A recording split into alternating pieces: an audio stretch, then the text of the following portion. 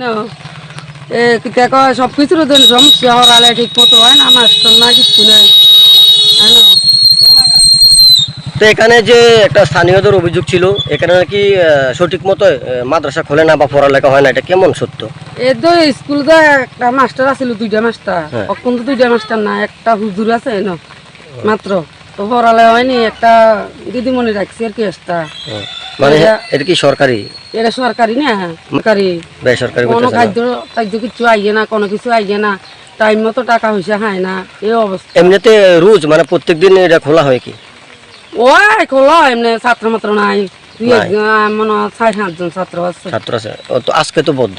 আজকে বদ্ধ বলতে বৃষ্টি দেওয়ার লাগিয়ে বদ্ধ করতেছি মানে খুলছে না? না। এটা কোন জায়গা দাদা? এই জায়গাটা ব্রিজিংয়ের বানানা এটা কি স্কুল না মাদ্রাসা?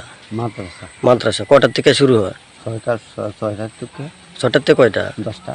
10টা। তখন তো কেউ আইছে না, আজকে তো কইতে পারি না আছে নাকি, কি কারণে, মানে কি কারণে জানেননি? এটা তো আমি কইতে পারি না। প্রত্যেকদিন কিরকম হয়?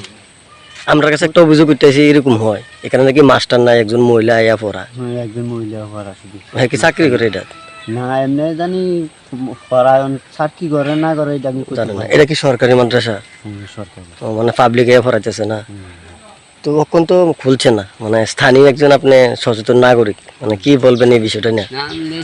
এই বিষয়টা নিয়ে কথা রয়েছে যে ছাত্র দিলে মানে মাস্টার দিলে মানে ভালো হতো, জনগণের সেবা করতে তো।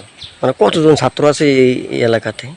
এই এলাকাতে ছাত্র তো মানে 80-90 জন হয়েছে এদিকে। তো আপনি মানে কেমন বুঝেন এখন তো তারা যে মানে সঠিক যে পড়ালেখাটা এটা পাইতেছে না, তবে কিরকম বুঝেন, মানে কিরকম হইব বিষয়টা, কিরকম লাগে?